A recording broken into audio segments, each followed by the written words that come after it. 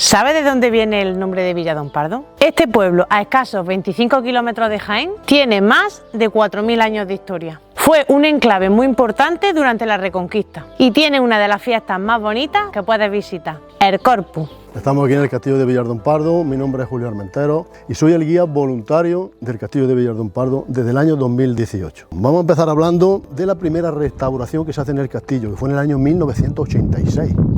El castillo estaba en manos particulares, estaba en muy mal estado, se habían construido las escuelas que tenemos ahí detrás de la muralla sur, y había paso de niños, y sobre todo en la parte alta de la torre pues se caía mucha tierra, incluso piedra, y este hombre pues no estaba por el castillo, tuvo que intervenir la administración y se le hizo, podríamos decir, que un lavado de cara. Se restaura la parte de la calle, la parte oeste, y la muralla sur por su parte de fuera. No es hasta el año 2006 cuando el Ayuntamiento de Villar Don Pardo compra el castillo. A partir de ahí, y ya en el 2012, se reunieron las administraciones y hicieron un presupuesto de 1.243.000 euros para la restauración del castillo.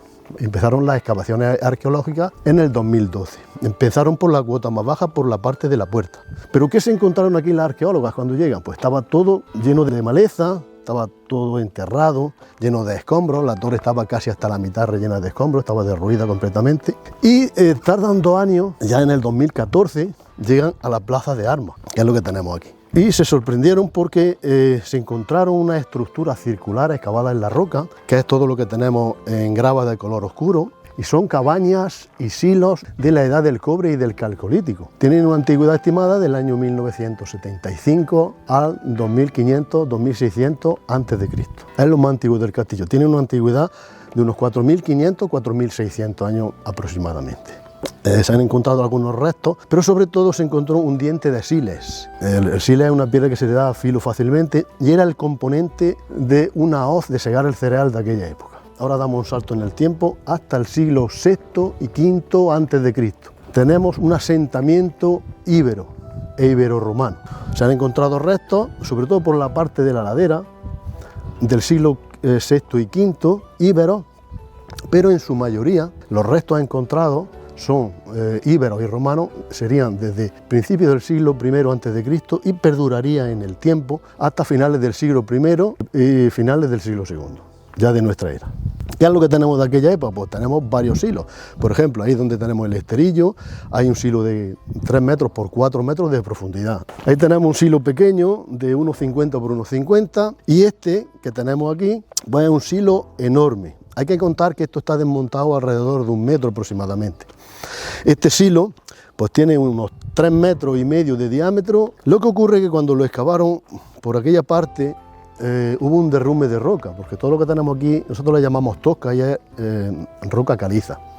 Y el arquitecto no quiso que se siguiera excavando. Entonces, como esto es roca, clavaron una pica, aunque llegaron a los 4,5 metros, pero la pica llegó casi hasta los 6 metros de profundidad. Ojo, es un silo muy grande. No sabemos por dónde, cómo sería de grande el asentamiento íbero y romano. También tenemos por aquí una alberca ibero-romana. Ahí vemos en el lucío de aquella época y según las arqueólogas pues llegaría hasta la pasarela de madera. Lo que ocurre es que ya dieron con la pavimentación de época medieval, que es lo que más tenemos, ahí vemos en espiga, por ejemplo, y ya no se siguió excavando. Pero vamos, que seguramente según ella pues llegaría hasta la pasarela de madera. El recinto amurallado ibero-romano pues iría por donde iría la baranda de madera, que es lo único que se ha encontrado por aquí, porque por la parte de fuera pues no se ha excavado, ¿vale?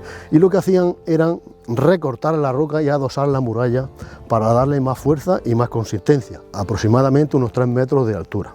Tenemos también pues 2 cisternas ibero-romanas. Esta es una de ellas. Esta por el lado este pues está rota, ¿no? Según la arqueóloga parece ser que en época medieval, cuando llegan aquí los cristianos, intentaron cavar un pozo para ver si llegar al nivel freático y no encontraron agua. Lo único que hicieron fue pues romper la cisterna. De aquí tenemos otra cisterna que se conserva muchísimo mejor, se ve perfectamente en el lucío, pero bueno, tiene su media caña y bueno, se conserva bastante bien. Y esto ya pues nosotros no lo tenemos que imaginar, ¿vale? Ahí vemos la huella de unos pilares de madera o de piedra, seguramente de piedra porque se encontró un trozo de columna por la parte norte, estaba enterrada y seguramente serían de piedra. Estaría apoyado un entresuelo, el tejado a un agua y el agua que caía de la lluvia iría recogida hacia una cisterna y a otra. Bueno, aquí tendríamos la puerta de entrada al recinto amurallado ibero-romano. Y vemos la huella de una pilastra, huella de otra pilastra casi idéntica, y en el centro donde estaría el pórtico, dos columnas que sujetarían la puerta de entrada. Digamos que choca un poco porque la muralla está muy cercana. Y es que en la antigüedad los arqueólogos creen que de esta manera era mucho más fácil de defender. Al encontrarse la muralla muy cerca de la puerta, pues no es lo mismo entrar, por ejemplo, de 10 en 10 que entrar de uno en uno, ¿vale? Y encima hace aquí recodo que ya se encontrarían aquí con los soldados que hubieran en el interior, ¿vale? Y es más fácil de defender, ¿vale? Había una doble muralla que se ve por la parte de fuera, lo que pasa es que está lleno de maleza, no se verá bien, pero son restos de otra muralla íbera que iría a empalmar al muro aquel que atraviesa, que ese muro los arqueólogos lo datan como romano. Llegan los musulmanes a la península en el siglo VIII. Sabemos que aquí en Villardón Pardo había una pequeña alquería musulmana de agricultores, pero ya en el siglo XIII. Entonces, lo sabemos por los documentos que hay que dicen que durante el transcurso del arroyo salado de los Villares, que es el que tenemos ahí abajo, había varias alquerías y aquí en Villardón Pardo había una. Pero no sabemos dónde estaría. El castillo es cristiano, aquí no hay ningún resto musulmán. Bueno, llegamos al siglo XIII, 1245, coincide con el asedio y conquista del reino de Jaén por el rey Fernando III el Santo. En la conquista del reino de Jaén, el rey con su ejército pasa por aquí. El rey iban conquistando terreno y a la misma vez iban repoblando, muy importante, para que no se quedara desierto. Pues el rey pasa por aquí y ve que este es un sitio estratégico. Simplemente con su talud natural del lado este, pues se defiende fácilmente y decide de construir un castillo en un principio militar. Llama a uno de sus capitanes y le dice que construya el castillo. Esto fue a finales del año 1245. Este hombre se llamaba don Pedro Aznar Pardo, por eso el pueblo se llama así, Villar, por la pequeña alquería. También los cristianos le llaman Villar a una ruina, en este caso, una ruina ibero-romana, Villar de Don Pardo. De ahí viene el nombre del pueblo. Y bueno, y poco a poco empieza a construirse el castillo. El castillo tiene 1.105 metros cuadrados aproximadamente, tiene forma de trapecio irregular, está construido en mampostería, tapial y sillarejo en las esquinas para reforzarlo, y constaba de 3 torres. Una torre ciega que defendía la entrada medieval al castillo, porque la entrada actual que tenemos es del siglo XVI, ya en la época de la casa Palacio, la época del conde. La torre del homenaje, que tiene unos 20 metros de altura, unos 85 metros cuadrados aproximadamente, tiene 3 alturas, aparte de la parte de arriba de la terraza, y la puerta de entrada, pues la vemos que está ahí, ahora la vamos a ver. Y una tercera torre, que aunque no se nombra, pero ya lo marcan los mapas de época, que estaría en el lado este, un poco más pequeña que la que se ve actualmente, pero de la cual no se han encontrado ningún resto arqueológico. Seguramente lo expoliarían todo, hasta la cimentación. Pero sabemos que estaba ahí porque ya lo marcan los mapas de época. De hecho, la parte alta de la muralla, cuando la excavaron para reformarla, sacaron un adarve. Un adarve es un pasillo que comunicaba aquella torre con esta, pero vemos que donde acaba la muralla no hay ninguna puerta de entrada. Y es porque en la antigüedad, aquí en el castillo de Villardón Pardo, que sepamos por lo menos, hubo 2 asedios, un musulmán y otro calatravo. No hay ninguna puerta de entrada. Y lo que hacían, en caso de entrar dentro, era poner una pasarela de madera hacia esta ventana, que ejercía de puerta, y en caso de entrar en la torre, pues rompían la pasarela y ya no podían entrar. Por supuesto, ya habían cerrado la puerta de entrada de la parte baja, ¿vale?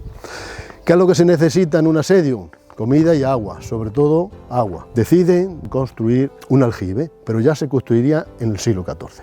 Bueno, aquí tenemos la puerta de entrada, aquí en el rótulo se ve perfectamente.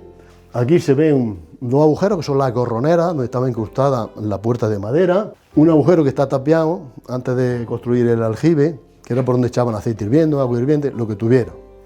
Y en la parte trasera, no sé si desde allí se puede ver, hay una especie de cámara de aire de unos 15-18 centímetros, que era donde estaba incrustado el rastrillo, la verja de hierro que había detrás de la puerta. Bueno, esto que tenemos aquí, según la arqueóloga, ya parece ser que es del siglo XIX, es una calera. Cuando la casa Palacio se abandona, los condes se van de aquí, pues esto se queda prácticamente abandonado. Aquí los vecinos del pueblo pues entran a su libre albedrío y parece ser que construyeron una calera, un horno de cal. Estaríamos en la zona de almacenamiento, incluso cocina del castillo. Ahí vemos que está empedrado, es porque entraban animales a descargar. Ahí vemos la huella de lo que sería una cisterna, puede que del aceite. Y aquí la huella de otra cisterna, mucho más grande, que casi seguro que era la del vino. Y bueno, aquí tenemos el locío original de aquella época. Ahí vemos unas rayas que se ven, no sé si se apreciarán con la cámara, que según la arqueóloga puede ser que sean de los sirvientes, de ellos señalar pues lo que le traían, harina, trigo, aceite, en fin. Bueno, aquí tenemos más grava oscura de la época del Calcolítico, que hay por todo el recinto amurallado. Estas pequeñas miniaturas que vemos aquí son una miniatura de lo más antiguo del pueblo. Aquí, por ejemplo, vemos la iglesia de Nuestra Señora de Gracia. Son de un vecino del pueblo que se dedica a hacer estas cosillas, ¿vale? Bueno, y están aquí para que la gente las vea cuando hacemos la visita. Aquí tenemos la Virgen de la Cabeza, el santuario. Allí tenemos la Virgen, la ermita de la Virgen de Atocha. El Pilar del Bola, que le decimos nosotros, que está a unos 500 metros de aquí, hacia el sureste. Y allí tenemos pues, el castillo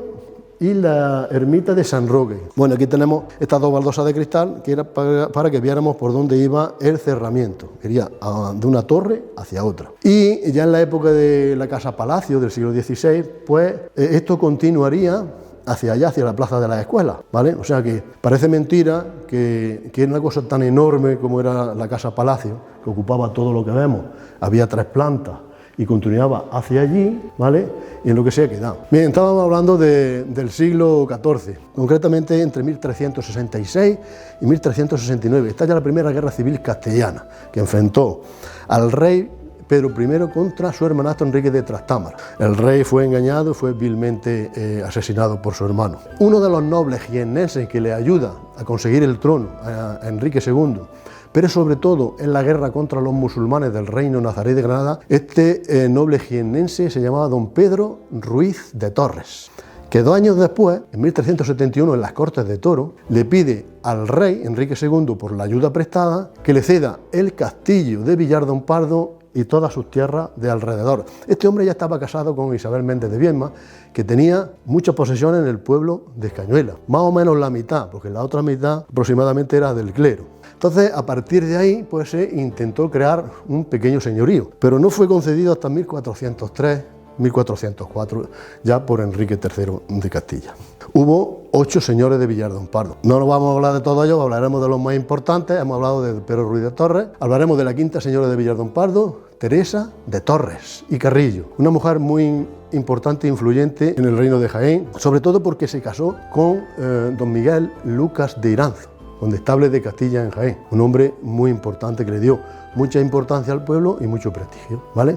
Y bueno, ya hablaremos del 8º y último señor de Villardón Pardo. Él se llamaba don Fernando de Torres y Portugal, Mesías, Venegas y Ponce de León. No sé si quedará por ahí algún apellido más. Pero ¿quién fue este hombre? ¿Quién fue don Fernando de Torres y Portugal? Pues fue un noble y administrador colonial del siglo XVI, en la época del reinado de Felipe II, un hombre muy importante. Fue alférez mayor de la ciudad de Jaén, portador del pendón y de la llave de la ciudad de Jaén. Muy importante. En la década de 1560 fue corregidor de Asturias y corregidor de Salamanca, fíjense. Y en 1576 fue nombrado por el rey Felipe II conde de Villardón Pardo. O sea que fue el 8º y último señor de Villardón Pardo y el primer conde de Villardón Pardo. Lo primero que hace es tapiar la puerta de entrada medieval, rompe la muralla, edifica esa portada que ahora después la vamos a visitar. Una portada muy bonita, renacentista, que se conserva bastante bien, aparte del tiempo que tiene. En 1578 fue nombrado asistente en Sevilla, un título muy importante. El rey Felipe quería tenerlo todo controlado. Y tomaba parte en política municipal y sobre todo en juzgados, en temas de juzgados y en temas de hacienda, que fue una de las causas que le llevó a ser nombrado por la Real Cédula virrey del Perú entre 1585 y 1589, ¿vale? Hizo muchas cosas, entre otras, por explotar las minas de plata del Potosí, trajo mucha oro, bueno, y muchísima plata a la arca del reino, y bueno. Y ya en sus últimos días, pues volvió a España, en el año 1590, intentó volver a España, le costó mucho trabajo, y el 18 de octubre de 1592 falleció en la ciudad de Sevilla. Como he dicho anteriormente, tapia la puerta de entrada medieval, rompe la muralla al ser nombrado conde y edifica esta portada. Es una portada renacentista con un ligero aire clásico, está construida por 2 grandes pilastras acabadas en ménsula, donde arranca el arco de medio punto, que está construido por grandes dovelas molduradas. Y en la parte de arriba el escudo de armas de los Torres y Portugal. El escudo está acuartelado, 5 torres en cruz que pertenecen a la alma de los Torres. Arriba a la derecha una franja de sable que pertenecen a la familia de los Carvajal, primera mujer del conde. El conde se casó 2 veces, Francisca de Carvajal y María Carrillo de Córdoba y Cabeza de Vaca. Tuvo muchos hijos. Este cuartel se parte en 2. La parte de arriba 3 franjas de sable que pertenecen a la familia de los Mesía, María Mesía, madre del conde, remanecía de los señores de la Guardia. Y en la parte de abajo un pequeño castillo almenado que pertenecen a las almas de los Carrillo, familia del conde. Y abajo a la derecha lo que parecen 2 perros son 2 lobos desollados que pertenecen a las armas de la familia de los Osorio, familia del conde. Y en el centro el escudo de los Portugal, porque el conde remanecía de la familia real portuguesa. Bueno, aquí vemos las últimas excavaciones, va muy despacio y bueno, aquí había 2 casas, el ayuntamiento compró esta en un principio, se excavó y el año pasado compró esta y se volvió a excavar. Ahí se ve el talud de lo que es el foso del castillo. Creo que hay, no sé si 4, 5 o 6 castillos en Jaén que tienen foso, pues este era uno de ellos. Y continuaba, por ahí se ha excavado, que está a la calle, según la arqueóloga, hasta donde llega la torre. Bueno, y se ha encontrado material de todo lo que está hablando anteriormente, de la época del Calcolítico, época medieval. Se han encontrado también algunos juguetes de niños pequeños por esta zona, de época íbera. Se ha sacado también una cabaña del Calcolítico, de época ibero-romanas. Por esta zona de aquí se ha sacado mucho material romano, sobre todo técula y mucha cerámica romana. Ahí vemos lo que parece ser el arranque de una torre, aunque no se nombra, ya la arqueóloga lo datan como, digamos, el arranque de una torre circular. Y allá al final, donde ya está el talud de la ladera, que era por donde estaba la puerta de entrada, pues se han encontrado, desde aquí no se verá muy bien, la cimentación donde estaba la pasarela de madera para entrar al recinto amurallado. Aquí estaría en la parte de arriba una pequeña capilla donde el conde y familia pues rezarían, alegarían alguna que otra misa. Y en la parte de abajo estaba la cripta. No se ha encontrado ningún resto óseo, lo sabemos por los escritos que hay en la iglesia que estaban aquí enterrados. Lo que pasa es que esta familia, ya a finales del siglo XVIII, cuando abandonan la casa palacio, se van a Jaén, de Jaén a la corte de Madrid, pues se llevan los restos a Jaén. En un principio tenían un enterramiento en la catedral de Jaén, pero le hicieron una remodelación y los restos fueron llevados a lo que actualmente la Diputación Provincial, antiguamente era el convento de San Francisco. Allí esta familia tenían también un enterramiento. Aquí en la parte derecha vemos un trozo de pavimentación en espiga, en soga, medieval. Vemos la huella de unas pilastras, esto estaría arcado y daría entrada a las caballerizas. Aquí estaban las caballerizas, ¿vale?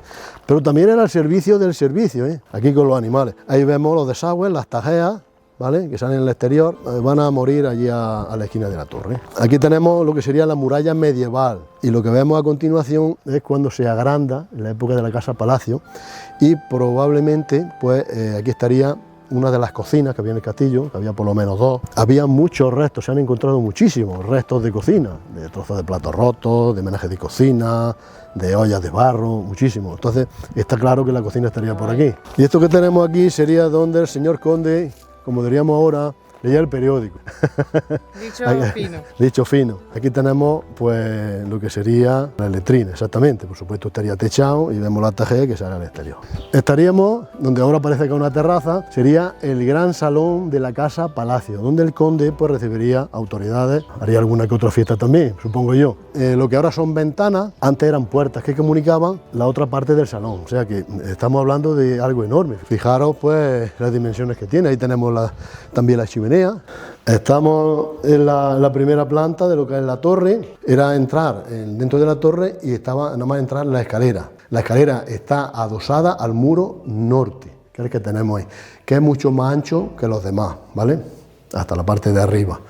Los demás muros pues empiezan con unos 60 aproximadamente y terminan con 70-80 centímetros, pero este muro tiene unos 2 metros y 10 centímetros aproximadamente hasta la parte de arriba. Bueno, aquí vemos el aljibe, se conserva bastante bien, todo esto estaba enterrado hasta más o menos esta altura. La entrada de agua era por estas 2 esquinas de la torre, había 2 canalizaciones, aquí no sé si se puede observar, hay una pequeña arqueta rebajada para que la chinilla, el polvillo, toda la suciedad se quedara en la parte de abajo y entrar adentro lo más limpia posible. Entonces vemos el arranque del abovedado, estaba herméticamente cerrado y para no entrar dentro lo que hicieron es construir un pozo para sacar el agua, para no entrar dentro.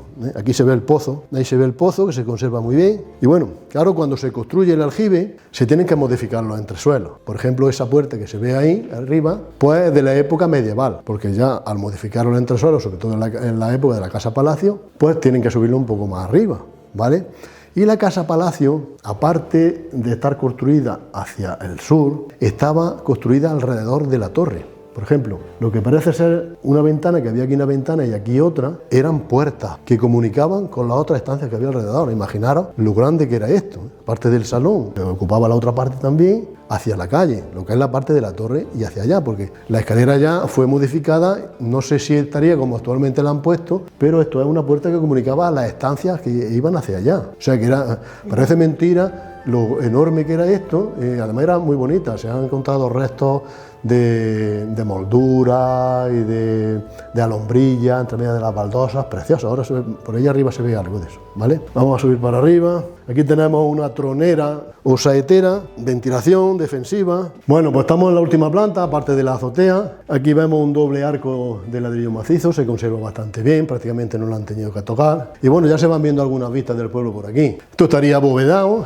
vemos el arranque de unos arcos que sujetaría el abovedado. Ahí vemos alguna foto de conforme estaba el interior de la torre, que estaba todo destruido. Y aquí había una balconada, un balcón. O sea que fijaros hasta dónde llegaba la Casa Palacio, o sea, que llegaba el entresuelo más o menos donde estamos hoy ahora mismo, un poquito más bajo quizás. O sea que ahí lo que había era un balcón. Aquí vemos algunas fotos de las molduras, juguetes de plomo de niños pequeños que se encontraron en la excavación esta última. Y ahí vemos pues unas alombrillas preciosas y baldosas de esas rojas como las que hay en el Palacio de Villardón Pardo. Aquí tenemos una urna cineraria, es de una esclava íbera que fue liberada, se llamaba Verana Primi. Fue encontrada aquí al sur del término de Villardón Pardo. Bueno, ya vamos a subir a la azotea, que nos dé un poco el fresco. Como he dicho anteriormente, a partir del siglo XVIII, final del siglo XVIII, abandonan la Casa Palacio, se van a Jaén y esto lo dan en arrendamiento, en final, que se destruye en muy poco tiempo prácticamente. Como ya lo que quedan son escombros, lo que hacen es allanar todo lo que quedaba, la parte baja, y hacían corrida de toro aquí. A finales del siglo XIX, incluso después de la Guerra Civil Española también. Lo que pasa es que el pueblo subió de población, llegó a tener unos 3.085 habitantes aproximadamente. Entonces se quedó la plaza pequeña. Todavía sigue existiendo hoy en día el título de conde de Villardón Pardo. La 18ª condesa de Villardón Pardo se llama doña María Luisa Cotoner Cerdó, es catalana, una mujer que hace un par de años estuvo aquí, tuve el honor de enseñarle el castillo, que no lo conocía, y bueno, una mujer muy amable y le gustó muchísimo, y bueno, ya por último, decir lo que vemos desde aquí, se ve la iglesia de Nuestra Señora de Gracia, del siglo XVI, y decir que teníamos antiguamente, ahora ya quedan menos, 5 ermitas, todas del siglo XVI. Actualmente quedan solo 2. Ahí se ve la espadaña, que es la ermita de Nuestra Señora de Atocha, la más antigua, ¿vale? Se puede visitar. La ermita de San Roque, también del siglo XVI, está en la entrada del pueblo, pero todavía nos quedarían 3 ermitas más que teníamos del siglo XVI.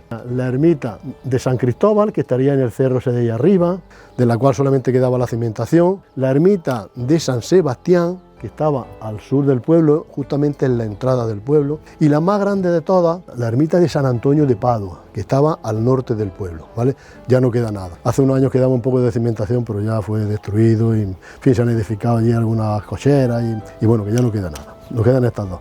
También tenemos, pero esa es del 2012, ahí en la parte de arriba, por ahí se ve un poco, la ermita de San Isidro, que ahí celebramos nuestra romería, la romería de San Isidro. Queda una ermita que está muy alejada del pueblo, que es particular, que es la ermita de Santa Gema, que está, bueno, aquí más al sur. Ya decir por último, y siempre hablo del término municipal de Villardón Pardo, de su término, estamos rodeados de varios asentamientos íberos y romanos. Por ejemplo, por la zona aquella, en dirección a Porcuna, había un asentamiento ibero-romano con un trozo de muralla y un trozo de torre. Por la zona norte, justo en la línea del término, allí al fondo se ven 2 olivos muy grandes, se aprecia, ¿no? Sí. Justo ahí hay un trozo de una torre bastante grande y trozos de muralla.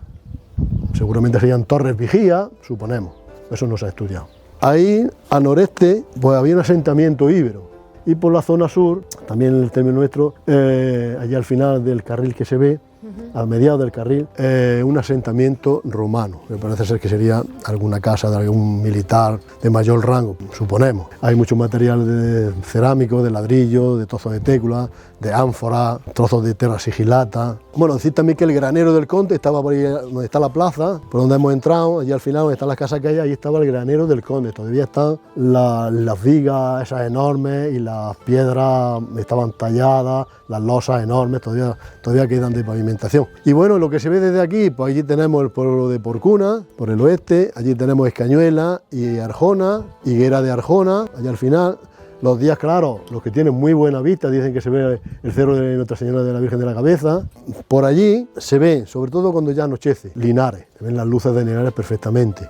El castillo del Berrueco, que es término de Torre del Campo, se ve también, y allí al final del todo se ve también la parte alta de Baeza, donde está la muralla romana. Mancharreal, Jaén, se ve la Torre del Castillo perfectamente, donde baja la montaña hacia los Olivos, Torre del Campo, Jamilena entre la sierra y un trozo de Torre Don Jimeno también. Y la Peña de Marto. A raíz de todo esto, de ser guía del castillo, pues se me ocurrió hacer una recreación histórica del pueblo. ¿Por qué no? Se está haciendo en muchos sitios de España, ¿no? Y bueno, en un principio se lo dije al alcalde y le pareció perfecto. Y ya llevamos pues 2 años haciéndolo, ya llevamos 2023, 2024 y este año pues lo vamos a hacer el 13 de agosto, siempre el 13 de agosto. Este año vamos a hacer primeramente el día de antes, el día 12, un pasacalle, y el 13 de agosto hacemos una recreación histórica de todo lo que os he contado durante la visita, ¿vale? Así que se pueden animar a venir a visitarla. Este es uno de los altares que participan en el Corpus Christi de Villar-Don Pardo, el cual se empieza a montar el sábado, en la víspera del domingo, del día de la procesión. Dependiendo del montaje, este año nosotros tenemos un montaje tardío, por así decir, en muchas piezas y debemos de empezar por la mañana, si no hará bastante tarde. Y como bien se puede observar, son altares que son trabajados a mano por los vecinos de diversas calles. Cada uno realiza, por así decir, en un estilo preciso, ¿no? Este año se ha realizado en maíz, el año pasado el de esta calle se hizo en cáscara de huevo, haciendo un cuadro.